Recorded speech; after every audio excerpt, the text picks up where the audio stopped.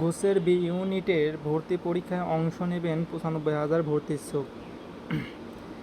শিক্ষার্থীদের যাতায়াত, থাকা, খাওয়াসহ ভর্তি সংক্রান্ত জটিলতা কমাতে চতুর্থবারের মতো দেশের ২৪টি সাধারণ এবং বিজ্ঞান ও প্রযুক্তি বিশ্ববিদ্যালয়ে ভর্তির জন্য গুচ্ছ পদ্ধতিতে স্নাতক প্রথম বর্ষের ভর্তি পরীক্ষা অনুষ্ঠিত হচ্ছে।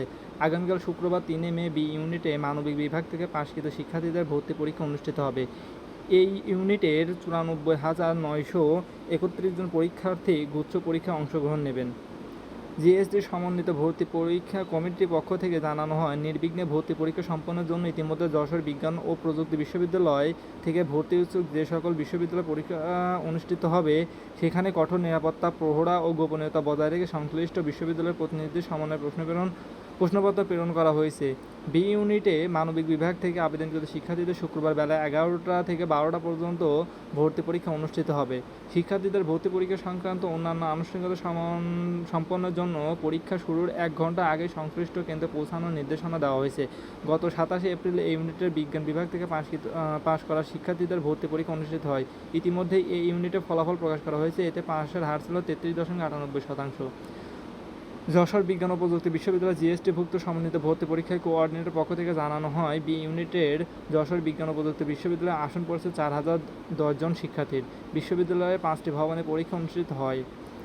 শিক্ষার্থীদের সুবিধার্থে বিশ্ববিদ্যালয়ের বিভিন্ন স্থানে ডিজিটাল ব্যানার, রোল নম্বর কেন্দ্র এবং ভবন নির্দেশক দেওয়া হয়েছে। একই সঙ্গে শিক্ষার্থীদের সহায়তা দেওয়ার জন্য ভবনের প্রবেশ মুখে নিরাপত্তা উপকমিটি সদস্য, বিএনসিসি, রোভার স্কাউট সহ স্বেচ্ছাসেবকরা দায়িত্ব পালন করবেন। জিএসটির গুচ্ছভুক্ত বিশ্ববিদ্যালয় সমন্বিত ভর্তি কমিটির আহ্বায়ক ও যশোর বিজ্ঞান ও প্রযুক্তি বিশ্ববিদ্যালয়ের উপাচার্য অধ্যাপক ডক্টর মোহাম্মদ আনোয়ার হোসেন বলেন, অত্যন্ত সুষ্ঠু ও নির্বিঘ্নে এই ইউনিটে ভর্তি পরীক্ষা ইতিমধ্যে সম্পন্ন হয়েছে। কোথাও কোনো অসংগতি পাওয়া যায়নি। আশা করি এই ইউনিটের পরীক্ষার মতোই কঠোর নিরাপত্তা ও অত্যন্ত শান্তিপূর্ণভাবে সকল কেন্দ্রে একযোগে ভর্তি পরীক্ষা অনুষ্ঠিত হবে। তিনি বলেন, এখনও দেশ জুড়ে তীব্র তাপপ্রবাহ চলমান। এই সময় শিক্ষার্থীর সতর্কতা অবলম্বনের জন্য অনুরোধ করছি।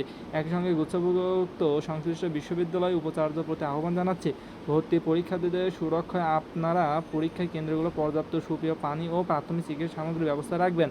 অধ্যাপক ডক্টর মোহাম্মদ আনোয়ার হোসেন বলেন, বিগত ভর্তি পরীক্ষার মতোই কেন্দ্রসমূহ নির্বাহী ম্যাজিস্ট্রেট ও পর্যাপ্ত সংখ্যক আইনশৃঙ্খলা রক্ষা বাহিনী নিয়োজিত থাকবেন। পরীক্ষার সময় কোনো পরীক্ষার্থী বা দায়িত্বরত কেউ মোবাইল ফোনসহ কোনো ধরনের ইলেকট্রনিক ডিভাইস ব্যবহার করতে পারবেন না।